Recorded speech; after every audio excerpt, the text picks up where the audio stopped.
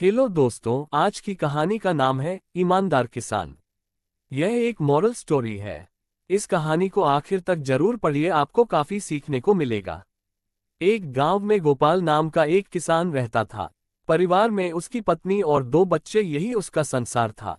गुजारा करने के लिए वह अपने छोटे से खेत में फसलें उगाता था और उन्हें बेचकर अपना और अपने परिवार के लिए दो वक्त का खाना जुटा पाता था। कहने को उसके पास इतना धन नहीं था, लेकिन फिर भी वह काफी खुश था। एक दिन दोपहर को वह अपनी पत्नी के साथ खेत पर खड़े होकर कह रहा था, हे भगवान, अगर बारिश हो जाए तो इस बार सभी किसानों की फसलें अच्छी हो जाए। उसकी पत्नी भी कहती है, हाँ, सही कहा आपने। अगर बारिश हो जाती है तो इस बार काफी अनाज हम किसानों के पास आ जाएगा। उद्धरण चिन्ह। बारिश की आस में किसानों की उम्मीदें टूटने लगती हैं, लेकिन बारिश की एक भी बूंद जमीन पर नहीं गिरती। परिणाम ये होता है कि सभी किसानों की फसलें बर्बाद हो जाती हैं और सूखने लगती हैं। गोपाल की फसल भी पूरी तरह बेकार हो जाती है। ये देखकर गोपाल कहता है, हे भगवान, इस बार किसानों का बहुत नुकसान हुआ है। फसलें पूरी तरह नष्ट हो चुकी हैं। मैंने तो इस फसल और बच्चों की पढ़ाई के लिए कर्जा भी ले रखा था। अब मैं इस कर्जे को कैसे चुकाऊंगा।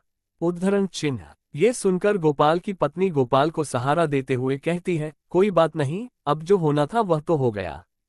हमारी पड़ोस वाली दीदी कह रही थी कि संतोष भैया शहर गए हैं। हो सके तो आप भी शहर चले जाइए। शहर जाकर थोड़ा पैसे कमा पाएंगे तो कर्जा भी चुका देंगे। ये सुनकर गोपाल कहता है, हाँ, अब मेरे पास केवल दो ही रास्ते हैं, या तो मैं शहर जाकर थोड़े बहुत पैसे कमा लूं या फिर खेत बेच दूं। लेकिन मैं खेत बेचना नहीं चाहता, क्योंकि हमारे पालन पोषण का यही एकमात्र सहारा है। बाद में गोपाल और उसकी पत्नी दोनों मिलकर गोपाल के शहर जाने को ही उचित समझते हैं। अगली सुबह गोपाल शहर जाने की तैयारी करता है। वह अपनी पत्नी से कहता है, सुनो, मैं खाली हाथ शहर जा रहा हूँ। कोशिश पूरी करूंगा कि कहीं अच्छा सा काम ढूंढ लूं और थोड़ा बहुत पैसा कमा लूं। जैसे ही कुछ पैसे हो जाएंगे मैं तुम्हें खर्चे के लिए भिजवा दूंगा। उद्धरण चिन्ह। आप मेरी और बच्चों की चिंता मत कीजिए, हमारा खर्चा ही कितना है, और फिर बाद में कुछ दिनों के लिए मैं मायके भी रहाऊंगी। आप अपना ध्यान रखिए और शहर जाकर पैसे कमाए। गोपाल के जाते वक्त गोपाल की पत्नी उससे कुछ पैसे देती है। ये देखकर गोपाल कहता है, ये पैसे कहाँ से आए। उद्धरण चिन्ह। गोपाल की पत्नी कहती है, मैंने थोड़ा थोड़ा करके ये पैसे जमा किए थे अपने बुरे वक्त के लिए। अब शायद इनका सही वक्त आ चुका है। ये लीजिए, रखिए। उद्धरण चिन्ह। गोपाल थैला उठाता है, इसी में उन पैसों को रख लेता है और शहर के लिए रवाना हो जाता है। शहर पहुंचकर वह काम ढूंढना शुरू करता है, लेकिन पूरा दोपहर काम की तलाश करते करते वह थक जाता है, लेकिन काम नहीं मिलता है। उसके बाद वह एक बगीचे में जाकर पेड़ की छांव में बैठ जाता है। वहीं पास में दो जेब कतरे आपस में बात कर रहे होते हैं। सुन बे चंगुल, 3 दिनों से कोई भी मुर्गा हाथ नहीं लगा है, लगता है इसके पास काफी माल है। इस बार खाली हाथ लौटकर नहीं आना है। सही कहा मालिक, आपकी निगाहें तो बहुत तेज है। चल अब तारीफ करना बंद कर और काम पर लग जा। मैं इससे बातों में उलझा लूंगा और तू इसका थैला लेकर 9-2-11 हो जाना। उनमें से एक जेब कतरा गोपाल के पास जाकर उससे बात करने लगता है, अरे श्याम बाबू, कैसे हो? बड़े दिनों बाद दिखाई दिए हो। अरे भाई, आप कौन? मैं तो आपको जानता भी नहीं हूं और मेरा नाम श्याम बाबू नहीं, मेरा नाम तो गोपाल है। अरे हाँ, तभी मैं कहूं कि मैं तुम्हारा नाम भूल रहा हूं। अच्छा, और बताओ क्या हाल है? अरे क्या बताऊं भैया, गांव से शहर आया हूं काम की तलाश में, लेकिन काम मिल नहीं रहा। अगर आप मुझे जानते हो तो मेरे लिए कोई काम ही बता दो। इन दोनों की बातचीत हो ही रही थी, तभी चंगुल गोपाल का थैला लेकर 9-2-11 हो जाता है।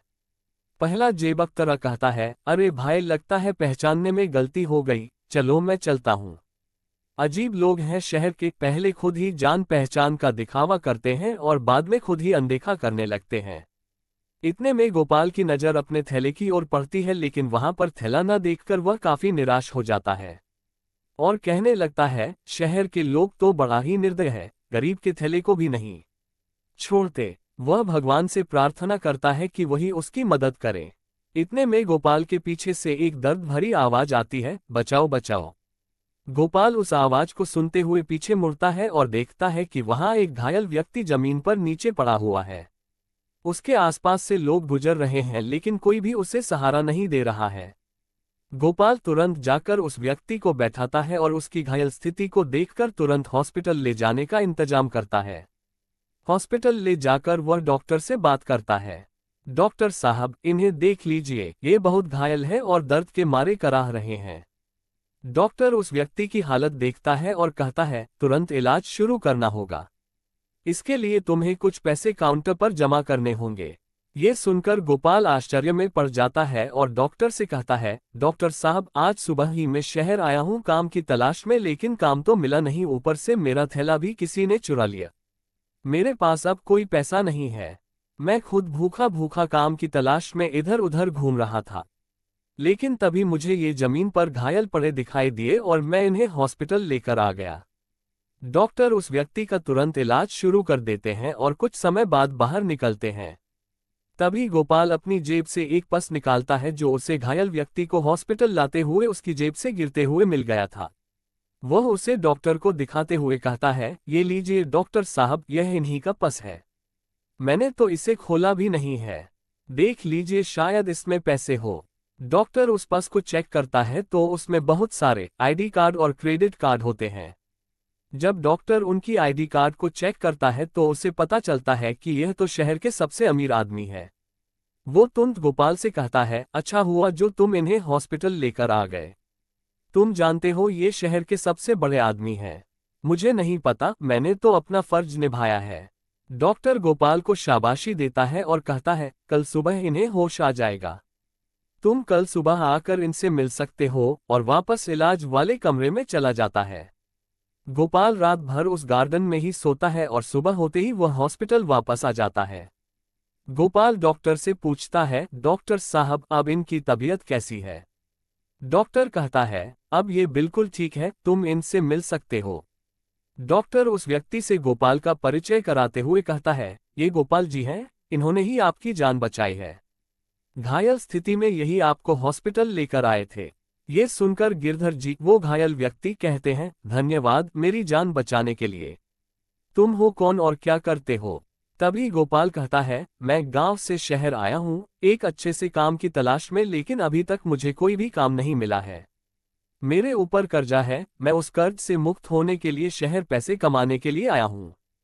गिरधर जी यह सोचकर हैरान हो जाते हैं कि यह व्यक्ति इतनी परेशानी में होते हुए भी मुझे हॉस्पिटल लेकर आया। वह कहते हैं, मुझे ये जानकर बहुत अच्छा लगा कि इस समय में भी तुम जैसा अच्छा और ईमानदार इंसान है। एक काम करना, कल मेरी छुट्टी है तो तुम कल सुबह ठीक इसी समय आना। मेरे पास तुम्हारे लिए काफी अच्छा काम है। गोपाल शुक्रिया अदा करते हुए वहां से चला जाता है और अगले दिन ठीक उसी समय हॉस्पिटल पहुंचता है। हॉस्पिटल से वे दोनों गिरधर जी के घर के लिए रवाना हो जाते हैं। घर में प्रवेश करते वक्त गोपाल उनके एक बड़े से महल और बड़ी बड़ी गाड़ियां देखकर हैरान रह जाता है और सोचता है कि यह व्यक्ति कितने अमीर होंगे। गोपाल अंदर जाकर सोफे पर बैठ जाता है। तभी गिरधर जी नौकर से उसके लिए पानी और खाने के लिए कुछ लाने को कहते हैं। गिरधर जी कहते हैं, गोपाल, तब तक तुम कुछ खा पी लो, तब तक मैं 10 मिनट में आता हूँ। गोपाल खा पीकर थोड़ा आराम करता है। तभी गिरधर जी आते हैं और कहते हैं, गोपाल, शहर के बाहर मेरी एक बड़ी फैक्ट्री है जिसमें खेती से जुड़े उत्पाद बनाए जाते हैं। खाने पीने का कोई झंझट नहीं है। वहां पर तुम्हें खाने पीने को सब मिलेगा, रहने को घर मिलेगा। अगर तुम सहमत हो तो तुम इस काम को कर सकते हो। गोपाल कहता है, ये तो मेरे लिए बहुत ही अच्छी बात है। वैसे भी मैं एक किसान हूँ, खेती बाड़ी के बारे में मुझे बहुत अच्छे से पता है। मैं इस काम को अच्छे से कर पाऊंगा। गिरधर जी कहते हैं, तुम चाहो तो अपने परिवार को भी यहाँ लाकर रह सकते हो। गिरधर जी गोपाल को कुछ पैसे देते हैं जिससे वह अपने कर्ज को चुका पाए। फिर गोपाल गांव जाता है और अपनी कर्जे को पूरी तरह चुका देता है और अपने परिवार के साथ शहर वापस लौट आता है। गिरधर जी गोपाल के दोनों बच्चों की पढ़ाई का खर्चा भी खुद ही उठाते हैं और उनके खाने पीने का और रहने का ख्याल भी रखते हैं। गोपाल खूब मन लगाकर फैक्ट्री में काम करता है और खुशी खुशी अपने परिवार के साथ रहता है। अब गोपाल पूरी तरह आज़ादी महसूस करता है और अपने मालिक का शुक्रिया अदा करता है। तो दोस्तों, इस कहानी से आपको क्या सीखने को मिला हमें कमेंट करके जरूर बताएं। धन्यवाद।